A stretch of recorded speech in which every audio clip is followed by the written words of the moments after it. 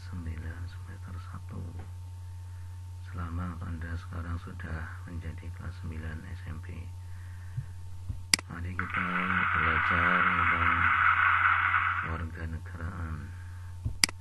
Materi yang akan kalian pelajari pada kesempatan kali ini adalah terkait dengan dinamika perwujudan Pancasila, dengan KD membandingkan antara peristiwa dan dinamika yang terjadi di masyarakat dengan praktik ideal Pancasila sebagai dasar negara dan pandangan hidup bangsa.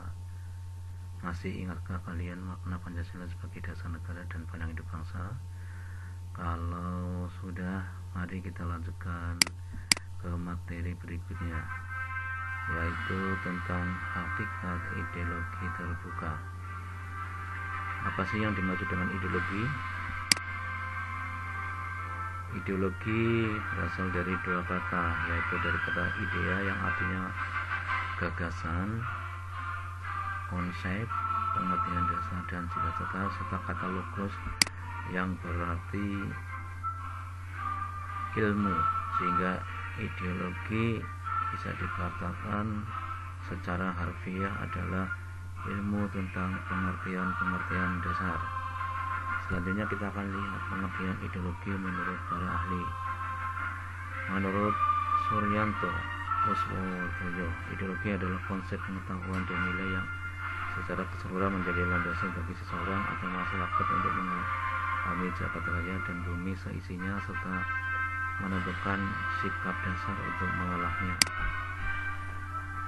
Sedangkan menurut M. Sastra Prateja, ideologi adalah seperangkat gagasan atau pemikiran yang berorientasi pada tindakan yang diorganisasi menjadi suatu sistem yang teratur. Ideologi memuat tiga unsur, yaitu adanya suatu penafsiran atau pemahaman. Yang kedua, adanya seperangkat nilai atau preskripsi moral. Dan yang ketiga, adanya suatu organisasi pada tindakan. Pengertian ideologi menurut Kamus Besar Bahasa Indonesia adalah kumpulan konsep bersistem yang dijadikan asas pendapat yang memberikan arah dan tujuan untuk kelangsungan hidup, cara berpikir seseorang atau golongan. Selanjutnya, dari pengertian-pengertian tadi maka bisa disimpulkan bahwa Pancasila adalah ideologi negara. Mengapa? Karena Pancasila merupakan suatu gagasan atau ide-ide yang dijadikan sebagai pedoman atau arah dalam mencapai cita-cita bangsa. Setiap bangsa di dunia ini memiliki ideologi yang berbeda sesuai dengan nilai-nilai yang ada dalam kehidupan bangsa tersebut.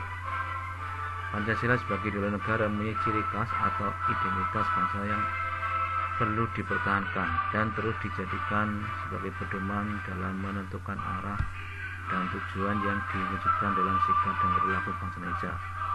Jika Pancasila tidak diwujudkan atau diamalkan dalam kehidupan sehari-hari, maka bangsa Indonesia akan kehilangan jati dirinya. Selanjutnya, apa sih fungsi ideologi? Ideologi ini berfungsi antara lain menjadi pedoman bagi individu, masyarakat atau bangsa untuk berpikir, melangkah, dan bertindak. Ideologi juga berfungsi untuk kekuatan sebagai kekuatan yang mampu memberikan semangat dan motivasi bagi individu, masyarakat, dan bangsa untuk mencapai tujuan.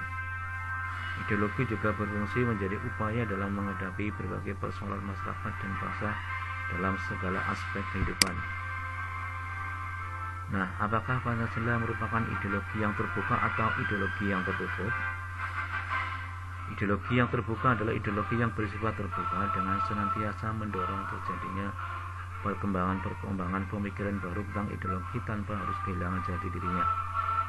Sedangkan ideologi yang tertutup adalah ideologi yang berakar pada nilai-nilai yang berasal dari luar bangsanya atau berasal dari pemikiran perseorangan atau kelompok.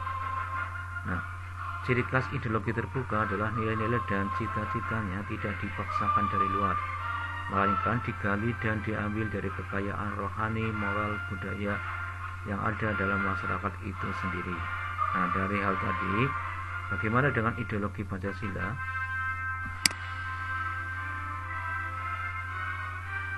Ciri lain dari ideologi menurut salah seorang ahli yang bernama Kailan adalah bahwa ideologi terbuka itu cirinya adalah yang pertama, nilai-nilai dan cita-citanya tidak dipaksakan dari luar.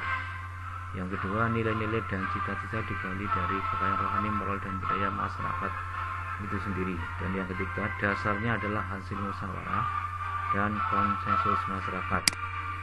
Sedangkan ideologi yang tertutup cirinya adalah bukan merupakan cita-cita yang sudah hidup dalam masyarakat, merupakan cita-cita satu kelompok orang yang mendasari suatu program untuk merubah dan memperbarui masyarakat. Dibenarkan atas nama ideologi bahwa masyarakat harus berkorban. Selanjutnya, ideologi terbuka itu memiliki keunggulan. Apa keunggulannya? Yaitu bila dibandingkan dengan ideologi yang tertutup. Keunggulan tersebut dapat kita temukan dengan cara membandingkan karakteristik kedua ideologi tersebut. Ideologi terbuka tidak hanya sekedar dibenarkan, melainkan dibutuhkan oleh warga negara. Hampir dapat dipastikan negara yang menganut sistem ideologi tertutup seperti negara komunis mengalami kehancuran secara ideologis.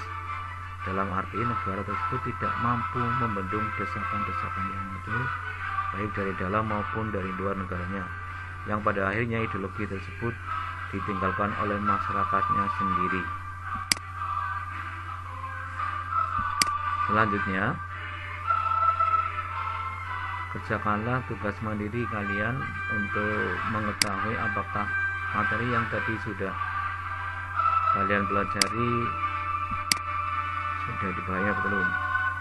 Maka kerjakanlah tugas mandiri 3.1.1 berikut. Kemudian hasilnya kalian tulis dalam kertas dan kirim ke guru kalian. Terima kasih atas perhatiannya. Sampai jumpa pada pertemuan berikutnya.